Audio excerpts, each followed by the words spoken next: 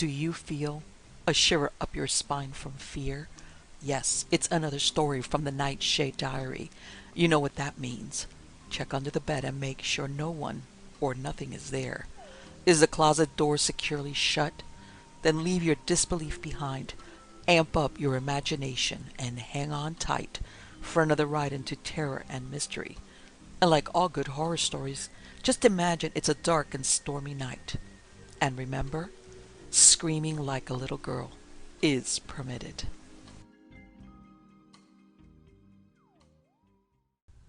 The Weed Men by William Hope Hodgson.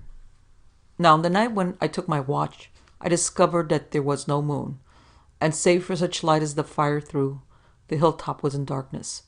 Yet, though I was not much afraid, I took all precautions that suggested themselves to me, and built up the fire to a goodly height, after which I took my sword and made the round of the camp.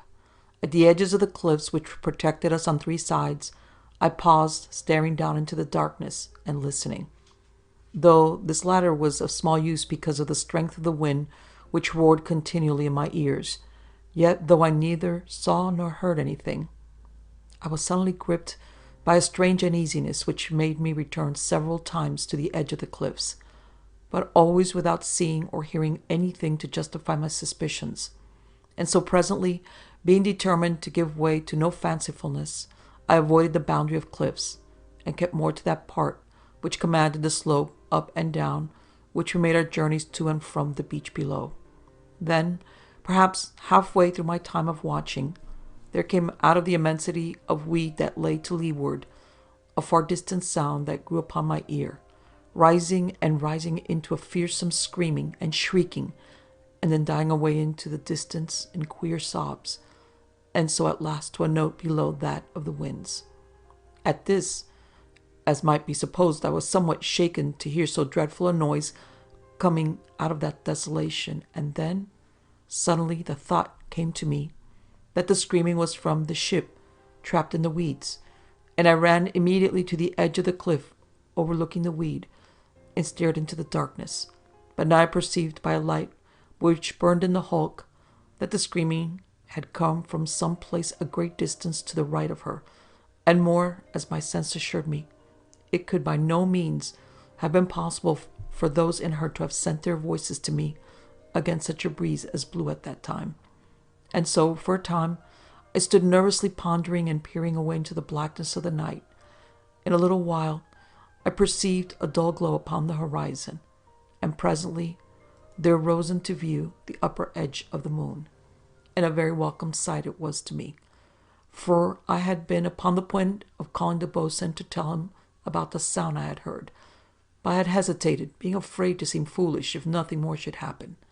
Then, even as I stood watching the moon rise into view, there came again the beginning of that screaming, like the sound of a woman sobbing with a giant's voice, and it grew and strengthened until it pierced through the roar of the wind with an amazing clearness, and then, slowly, and seeming to echo and echo, it sank away into the distance, and there was again in my ears no sound beyond that of the wind. At this, having looked fixedly in the direction from which the sound had proceeded, I ran straight away to the tent and roused the boatswain, for I had no knowledge of what the noise might portend, and the second cry had shaken from me all my bashfulness. Now the boatswain was upon his feet almost before I had finished shaking him, and catching up his great cutlass, which he always kept by his side, he followed me swiftly to the hilltop. Here I explained to him that I had heard a very fearsome sound, which had appeared to proceed out of the vastness of the weed continent, and that upon a repetition of the noise, I decided to call him, for it might mean some coming danger.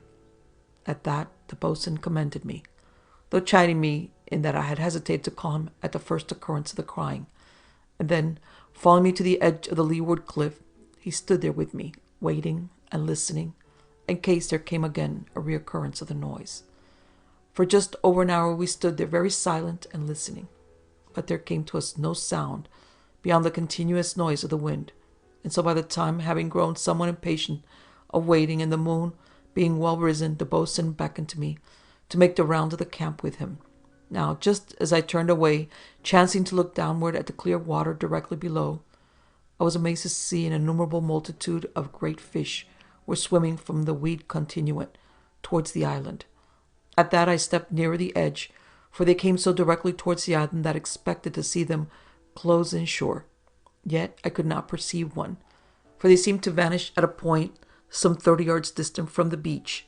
And at that, being amazed both by the numbers of the fish and their strangeness, and the way in which they came on continually, yet never reached the shore, I called to the boatswain to come and see, for he had gone on a few paces. Upon hearing my call, he came running back, whereat I pointed into the sea below. At that he stooped forward and peered very intently, and I with him. Yet neither one of us could discover the meaning of so curious an exhibition, and so for a while we watched, the boatswain being as interested as I. Presently, however, he turned away, saying that we were foolish to stand peering at every curious sight, when we should be looking to the welfare of the camp. And so we began to go to the round of the hilltop. Now, while we had been watching and listening, we had let the fires die down to a dangerously low level, and consequently, though the moon was rising, there was by no means the same brightness that should have made the camp light. On perceiving this, I went forward to throw some fuel onto the fire, and then, even as I moved, it seemed to me that I saw something stir in the shadow of the tent, and at that I ran toward the place, uttering a shout and waving my sword. Yet I found nothing, and so feeling somewhat foolish, I turned to make up the fire, as had been my intention, and whilst I was thus busied, the boatswain came running over to me to know what I had seen, and in that same instant 3 of the men ran out of the tent, awakened by my sudden cry. But I had naught to tell them, save that my fancy had played me a trick, and had shown me something where my eyes could find nothing, and at that 2 of the men went back to resume their sleep. But the third, the big fellow to whom the boatswain had given the other cutlass, came with us, bringing his weapon, and though he kept silent, it seemed to me that he had gathered something of our uneasiness, and for my part I was not sorry to have his company. Presently we came to that portion of the hill which overhung the valley, and I went to the edge of the cliff, intending to peer over, for the valley had a very unholy fascination for me. Yet no sooner had I glanced down than I started and ran back to the boatswain and plucked him by the sleeve, and at that, perceiving my agitation, he came with me in silence to see what matter had caused me so much quiet excitement. Now, when he looked over, he also was astounded, and drew back instantly. Then, using great caution, he bent forward once more and stared down, and at that the big seaman came up behind, walking upon his toes, and stooped to see what manner of thing we had discovered. Thus we each of us stared down upon a most unearthly sight, for the valley all beneath us was alive with moving creatures, white and unwholesome in the moonlight, and their movements were somewhat like the movements of monster slugs, though the things themselves had no resemblance to such in their contours, but reminded me of naked humans, very fleshy and crawling upon their stomachs, yet their movements were surprisingly rapid. And now, looking a little over the boatswain's shoulder, I discovered that these hideous things were coming up from the pit-like pool in the bottom of the valley that we had seen the day before, and suddenly I remembered the multitudes of strange fish which we had seen swimming toward the island, but which had all disappeared before reaching the shore, and I had no doubt that they entered the pit through some natural passage known to them beneath the water. These things below had each 2 short and stumpy arms, but the ends appeared divided into hateful and wriggling masses of small tentacles, which slid hither and thither as the creatures moved about the bottom of the valley, and at their hind ends, where they should have grown feet, there seemed other flickering bunches, but it must not be supposed that we saw these things clearly. Now, it is scarcely possible to convey the extraordinary disgust which the sight of these human slugs bred in me. Were I successful, then others would retch even as I did, the spasm coming on without premonition and born of very horror. And then suddenly, even as I stared, sick with loathing and apprehension, there came into view, not a fathom below my feet, a face like no other face I had seen, even in a nightmare. It was indeed a face from a dreadful nightmare. At that I could have screamed, had I been in less terror, for the great eyes as big as crown pieces, the bill like an inverted parrot's, and the slug-like undulating of its white and slimy body bred in me the dumbness of one mortally stricken. And even as I stayed there, my helpless body bent and rigid, the boatswain spat a mighty curse in my ear, and leaning forward, smote at the thing with his cutlass. For in the instant that I had been looking at it, it had advanced upward by so much as a yard. Now at this action of the boatswain's, I came suddenly into possession of myself and thrust downward with so much vigor that I nearly followed the brute's carcass, for I overbalanced and danced giddily for a moment upon the edge of eternity. And then the boatswain had me by the waistband, and I was back in safety. But in that instant, through which I had struggled for my balance, I had discovered that the face of the cliff was nearly hidden by the things which were climbing up towards us, and I turned to the boatswain, crying out to him that there were thousands of them. Yet he was gone already, running towards the fire and shouting to the men in the tent to haste to our help for their very lives. And then he came back, racing with a great armful of the weed, and after him came the big seaman, carrying a burning tuft from the campfire. And so in a few moments we had a blaze, and the men were bringing more weed, for we had a very good stock upon the hilltop, for which the Almighty be thanked. Now scarce had we lit one fire, when the boatswain cried out to the big seaman to make another, further along the edge of the cliff, and in the same instant I shouted and ran over to that part of the hill which lay towards the open sea, for I had seen a number of moving things about the edge of the seaward cliff. Now here there was a deal of shadow, for there were scattered certain large masses of rock about this part of the hill, and these held off both the light of the moon and that from the fires. Here I came abruptly upon three great shapes stealthily crawling toward the camp, and behind these I dimly saw that they were others. Then with a loud cry for help I made at the three, and as I charged, they rose up on end at me, and I found that they overtopped me, and their vile tentacles were reaching out to me. Then I was smiting and gasping, sick with the sudden stench of the creatures, and then something clutched at me, something slimy and vile, and great mandibles champed in my face. But I stabbed upward, and the thing fell from me, leaving me dazed and sick and smiting weakly. Then there came a rush of feet behind and a sudden blaze, and the boatswain crying out encouragement, and directly he and the big seaman thrust themselves in front of me, hurling from them great masses of burning weed, which they had borne upon a long reed. And immediately the things were gone, slithering hastily down over the cliff edge. And so, presently, I was more my own man and made to wipe from my throat the slime left by the clutch of the monster, and afterward I ran from fire to fire with weed, feeding them, and so a space passed, during which we had safety, for by that time we had all fires all about the top of the hill, and the monsters were in mortal dread of fire. Else had we been dead all of us that night. Now, a while before the dawn, we discovered for the second time since we had been upon the island that our fuel could not last us the night at the rate at which we were compelled to burn it.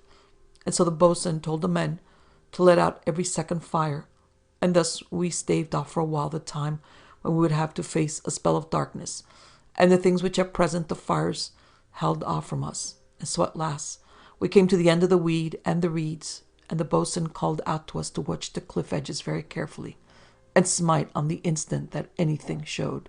But that, should he call, all were to gather by the central fire for a last stand. And after that he cursed the moon, which had passed behind a great bank of cloud. And thus matters were, and the gloom deepened as the fire sank lower and lower.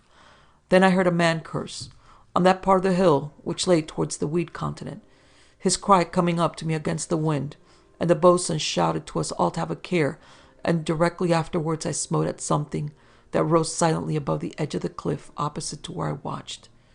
Perhaps a minute passed, and then there came shouts from all parts of the hilltop, and I knew that the weed men were upon us, and in the same instant there came two above the edge near me, rising with a ghostly quietness, yet moving lithely. Now the first I pierced somewhere in the throat, and it fell backwards, but the second, though I thrust it through, caught my blade with a bunch of its tentacles, and was like to have snatched it from me, but that I kicked it in the face, and at that, being, I believe, more astonished than hurt, it loosed my sword, and immediately fell away out of sight. Now this had taken in all no more than some 10 seconds, yet already I perceived so many as 4 others coming into view a little to my right, and at that it seemed to me that our deaths must be very near, for I knew not how we were to cope with the creatures, coming as they were so boldly and with such rapidity. Yet I hesitated not, but ran at them, and now I thrust not, but cut at their faces, and found this to be very effectual, for in this wise I disposed of 3 in as many strokes. But the 4th had come right over the cliff edge, and rose up at me upon its hind parts, as had done others when the boatswain had succored me. At that I gave way, having a very lively dread, but hearing all about me the cries of conflict, and knowing that I could expect no help, I made at the brute. Then as it stooped and reached out one of its bunches of tentacles, I sprang back and slashed at them, and immediately I followed this by a thrust in the stomach, and at that it collapsed into a writhing white ball that rolled this way and that, and so in its agony, coming to the edge of the cliff, it fell over, and I was left sick and nearly helpless with the stateful stench of the brutes. Now by this time all the fires about the edges of the hill were sunken into dull glowing mounds of embers, though that which burnt near to the entrance of the tent was still of a good brightness.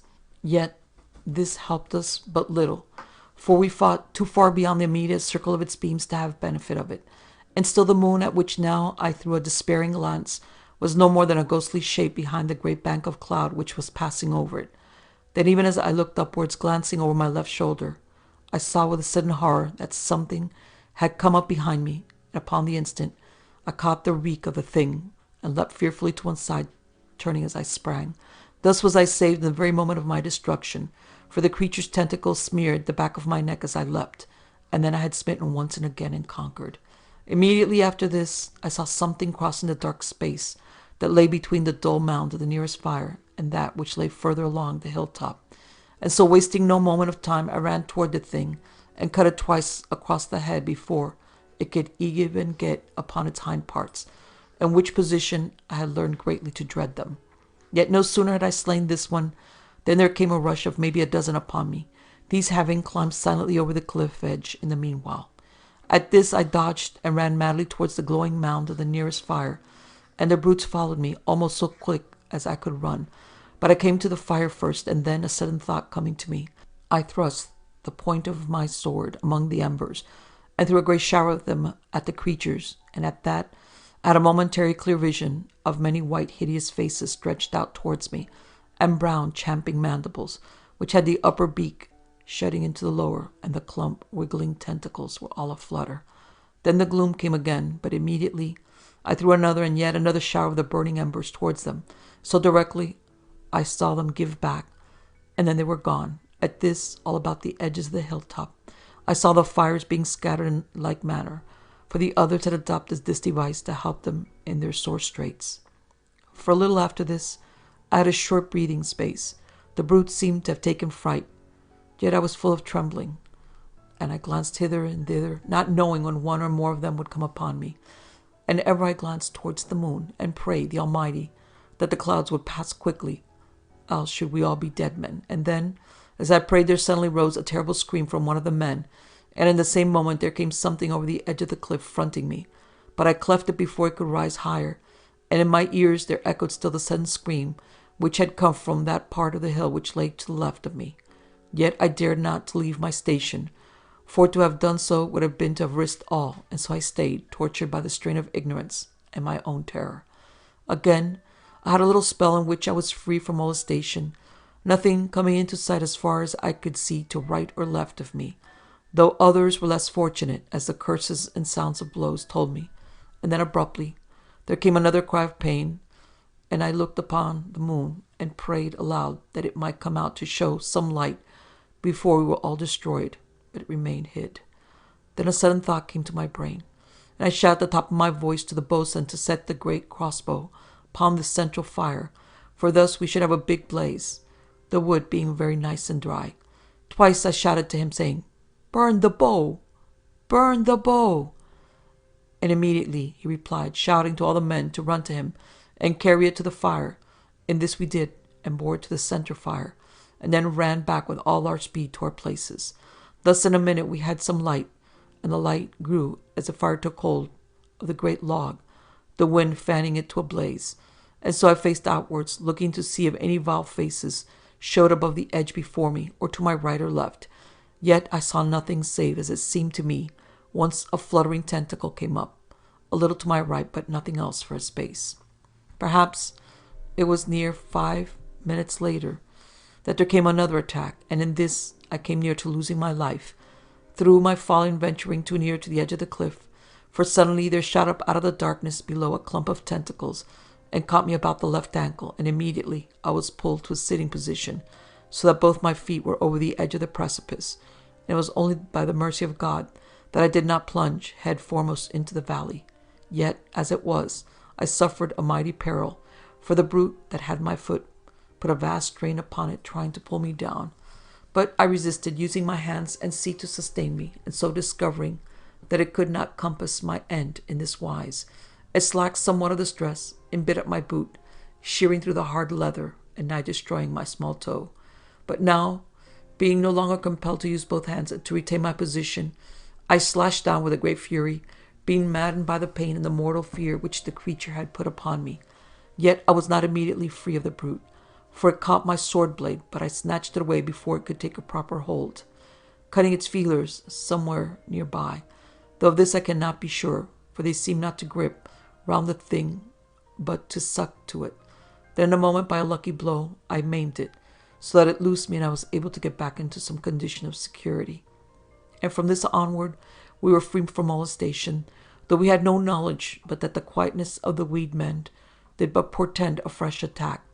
And so at last it came to the dawn, and all this time the moon came out not to our help, being quite hid by the clouds which now covered the whole arc of the sky, making the dawn of a very desolate aspect. And so soon as there was sufficiency of light, we examined the valley, but there was nowhere any of the weed men, no, not even any of the dead, for it seemed they had carried off all such and their wounded, and so we had no opportunity to make an examination of the monsters by daylight. Yet, though we could not come upon their dead, all about the edges of the cliffs were blood and slime, and from the latter there came ever the hideous stench which marked the brutes. But from this we suffered little, the wind carrying it far away to leeward, and filling our lungs with sweet and wholesome air. Presently, seeing that the danger was past, the boatswain called us to the center fire, on which burnt still the remnants of the great bow, and here we discovered for the first time that one of the men was gone from us. At that we made search about the hilltop, and afterwards in the valley and about the island, but found him not. Though the bow was destroyed in the fire, the men from the Glen Carrig eventually made contact with the ship, and together with those on board, sailed for home. Montage of Death by Robert Haining. It's not that I don't believe in what you call horror. It's just that I don't believe in your interpretation. My companion sat back in his chair gazing intently at me, urging me to ask the obvious. And what is your interpretation? I asked. I don't believe in these ghost things you talk about, ghouls and the like. Real horror, unimaginable fear is born in the mind. We are no more than highly complex and highly sensitive computers, because we are no more than our mind, our brain. Upset our brains, and our world collapses, though outwardly we appear quite normal. Real horror comes to the mentally disturbed. The normal events we sense in the course of a day are to them deformed and distorted. They struggle to rationalize, but this only confuses them more. They become lost in a web of part reality, part unreality. Their judgment becomes shattered as the most ordinary events like a half-lit room or a knock on the door take on ghastly significance. They are totally unsure. He paused briefly. Let me give you an example. 5 days ago, a struggling young artist hanged himself in a small flat in the East End of London.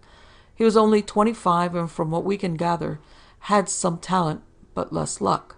But it was the manner of this death that drew the attention of the police, for not only had he hanged himself, but as he dangled from the rope he had stabbed himself 6 times with a knife, a blunt bread knife. The immediate questions were, why had he killed himself, and why in so gruesome a manner? I want to read you a letter that he wrote, presumably only hours before he took his life. Perhaps it will explain to you why I take the view I do. My name is Gerald Miller. I am an artist. Do not pity me, for death comes as a release to the tormented mind. Even as I write, I crave death, but write I must if I am not to be thought of as a coward.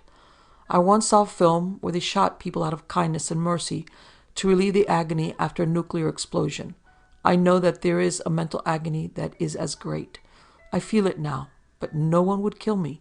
They will put me in an asylum, but that is no good. My mind is in the deepest hell, for it no longer tells me what I see or feel. Everything changes. Nothing is the same for any length of time. Perhaps I shall not finish this before my mind is transformed again. We are our minds. They are us. We are not separate from them. Our identity is in them. If our mind falters, we have no hope. I once conceived an idea. Perhaps I was mad when I first conceived it, but it seemed real. I would make a statue in wax, and if my own genius was not enough, as it seemed not to be, I would purchase waxwork figures that I thought to have some good quality, like a well-shaped hand or a distinguished head or a well-modeled leg, and cut that portion off to melt down to use in my statue. I hoped that by doing this, I would somehow be inspired by the same muse that inspired that first artist. You think it is silly? I may have been mad to think of it. To say now that I think it was worthwhile may mean that I am still mad. Still, I wish to try.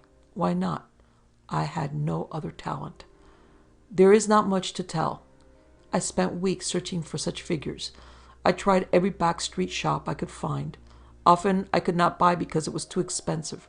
Rarely did I find the genius I sought. But after 3 months, I had acquired 12 waxwork figures, all of which possessed some characteristic I admired. Perhaps it was only a flicker, perhaps it wasn't there. But I saw touches of genius in their work, which only I had recognized, and which would put them together, mold them afresh into a great work of art. My companion stopped reading. Do you think he was mad then? The idea is rather far-fetched, but it was not dissimilar to what all good artists should do. Study the work of others better than themselves.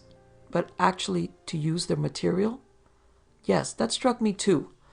Why did he have to use their material? He seemed to be destroying their genius. Read on, I said. So, I began to work. Cutting up the figures was harder than I thought. In fact, it proved incredibly difficult, and sometimes I would have to saw to get through. I spent hours in that dimly lit room downstairs, cutting the limbs and heads and torsos off my favorite waxworks. I worked all night on some occasions, cutting. It was while I was cutting the 5th waxwork that I noticed blood on my hand. I first thought I had cut my hand and not felt it. I wiped it off and continued, surprised though to find no cut on my hand. Then more blood. Oh God, I can see it still. My hands were covered in blood, the knife too, and the waxwork. It gushed as if an artery had been cut. I was covered in blood, and all the while I stared at its face. And suddenly all around me the waxworks I had cut were bleeding too. I leapt up and threw down the knife and rushed from the room. Waxworks bleeding, it couldn't be true. Waxworks can't bleed. I ran upstairs and washed my hands, took off my clothes and burned them. I stood shivering in the middle of the room. I cannot remember all that happened that night. I lay on the bed thinking about the waxworks, the blood, and the fact that they were downstairs. Was it blood, or had I suffered an hallucination? Was it a trick of the light, or was it a trick of a tired mind? I did not ask if it was a trick of a mind slowly going mad. I wandered all next day in the parks of London. I did not know where I went. Somehow I had to face that room again, to see if it was real blood I saw. But whichever it was, I would be left confused and frightened. And so it was not till 5 days after that terrible night that I ventured back into the room. I pushed open the door and let it swing back on its hinges. A scene of utter confusion lay before me. Chairs and tables were lying on the floor. I thought then that I had pushed them over when I had fled. On the floor too lay the pieces of waxwork and the knife I had thrown down. But there was no blood. Even now I don't know if I was relieved or not. I was relieved that the horrific was not true, but frightened that what had happened once might happen again. So I continued working. I had to, otherwise all my money spent would have been utterly wasted. I worked shorter hours than I had done before that terrible night. I was petrified in case it should happen again. At night I lay on my bed thinking about it. Was it real? Was it a hallucination? Eventually I began to convince myself that it was all a dream. After all, wasn't that the only rational explanation? By the middle of March, I had composed myself sufficiently to be able to work longer hours, but it meant that I often went for walks in the evening. On one such walk, something else happened, to break through my blissful disregard. I can remember now as I turned for home walking past the graveyard. Through the trees I saw a man shoveling earth into a grave. God knows why, but I opened the grave gate and walked in. As I approached, he must have heard my footsteps on the gravel, for he stopped. He withdrew his spade from the mound of dirt and turned round very slowly. He smiled and said in a quiet voice, "Good evening. What brings you out at such a late hour?" I said nothing, but walked towards the grave. I can remember hearing him say, "A man shouldn't look on death," and he kept repeating it, but his voice faded and I moved closer to the edge of the grave and looked in. There was no coffin, only a face appearing through the dirt that had been replaced. I stared at it. Oh God. I fell back and was violently sick on the ground. The face was the face of the waxwork figure that had first bled. And suddenly everything was no more, and I was walking along the banks of the Thames, near the mud flats. The moon was high and I was alone. I shivered and fell in the mud, and looking towards the half moon, prayed to God to end this misery. I think it must have been 2 days before I eventually returned home. I can remember staring up at the front door, not sure whether it was my house, and even if it was, whether I should go in. But I went in. The waxworks. I moved to the door and threw it open. Lying there were the fragments of the 12 dismembered waxworks. I leant against the door, breathing heavily and my heart pounding but inwardly relieved. All was normal. Nowhere could I find the head that had startled me earlier, and once again I began to imagine it was all a nightmare. I did not wish to believe it was anything else. As the days passed, the work proceeded well. The molds were made and the figures began to take shape. I threw the remnants of the 12 figures somewhere. It is funny, but I can't remember where. It only goes to show what I had always thought. "He goes off on a long ranting piece about his insanity," said my companion. "It is almost illegible and of not much interest. He degrades himself to the limit, calls himself every obscenity under the sun, demonstrates the absolute despair he was in and the utter contempt he had for himself." He continued with the letter. But I must return to the narrative, for I have not much time, nor is there much more to tell. I think if another such incident as I had had with the waxworks or at the graveyard, which I might add I have never seen since, had occurred again, I would have given up the scheme. But there was not much more to do. I must press on. The events of the past 2 days are painful to me, but I must relate them. They have confirmed my belief, either my personal insanity or a hostile world that is utterly incomprehensible to me. Either way, there is no hope for me. It was again early evening when I came to put the finishing touches to my work. A touch of paint. That was all. Already I began to feel the object was a monstrosity rather than a work of art. My idea had failed, but perhaps I had learnt from my mistake. Still, it was almost done. I was thirsty, so I left the room to make some tea. As I wound my way back through the unending corridors of the house, from the kitchen to the workroom, I became uneasy. I began to shiver, and so I buttoned my coat. Turning the handle of the workroom door, I noticed a draught coming from underneath it. I paused only briefly. Inside the candle had gone out, and as I began to relight it, a strange smell overwhelmed me, like the smell of rotting meat and damp. In the flickering half-light of that room was the most incredible creature I had ever seen. It had a human form, but yet was not human. It leered at me, its head slumped forward and a thin smile on its lips. The face I had seen in the grave, the face of the waxwork that had blood. My waxwork had been changed into a savage beast, a creature so horrific I could bear the sight no more. I ran from the room. Either I am mad or... That is the end of the letter. After writing it, as you know, he hanged himself. "What do you think he saw?" I asked. Had his waxwork been changed? Or was he going mad? "I cannot judge," my companion replied. "Let it suffice to say at this point that when he went downstairs and opened the door, he saw the most hideous and monstrous waxwork, but it was undeniably human. It merely lacked artistic merit. It seemed then that the man suffered a terrible hallucination. The slightly eccentric mind had been pushed beyond the limit in a room of flickering candles and the realization of his own lack of talent. So there is no horror except in the mind?" "But," That is not the end of the story. True, I too was content with that explanation except for one small fact. There was no handle on the outside of the door. Do you remember that when he first returned to the room where he had the experience of the waxworks bleeding, he pushed open the door, but when he returned on the last occasion before he saw this creature, he had to turn a handle? It seemed a small point, and true enough, there was no catch on the door of the place where he discovered the waxwork model. I went to the kitchen through the maze of corridors he talked about, but it was no maze. A long passage, but no maze. I must have looked particularly eager at this point, for he said firmly, "Nor did we discover any secret passages, only a door to a coal cellar.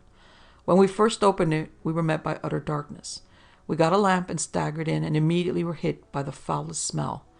Our artist described it as the smell of rotting meat and damp. It was that indeed, and bitterly cold. As our lamps played along the walls and floors of the coal cellar, we were met by the most hideous sense of devastation. Scenes of dismembered corpses lay across the floor. Blood covered the floor, and in one corner, supported by props, was the most hideous and gruesome creature I have ever seen. It was indeed a partly human form, but its head was lolled forward, and but for its support it would have collapsed to the floor and broken up into the fragments of human body which it was constructed. A veritable Frankenstein's monster, but utterly dead. The most crude stitching held it together. Around it lay the corpses that had gone together to make up this hideous replica of a human form. Surely he could not have killed these people himself. No, indeed. They were identified and shown to come from various graveyards where they had been laid to rest inside the last 3 months. His only crime was grave robbing. How can you explain it? A dual personality? A most hideous one? It would be nice to say that while he constructed his waxwork masterpiece, his other half robbed graves and took a most hideous vengeance on these corpses who stood for all those critics who had mocked him. Who knows why it happened? The why is not important. That he had 2 halves to his life and never the twain did meet is obvious. When they did meet, they sparked off the insanity that lay in his brain. As reality and reality mixed, they created for him an unreality that he could not bear. Yet all the time it was real. But both forms of reality were bearable while they did not meet. It is interesting that before the corpses could be reinterred in their graves, from each had to remove the dismembered remains of a waxwork figure.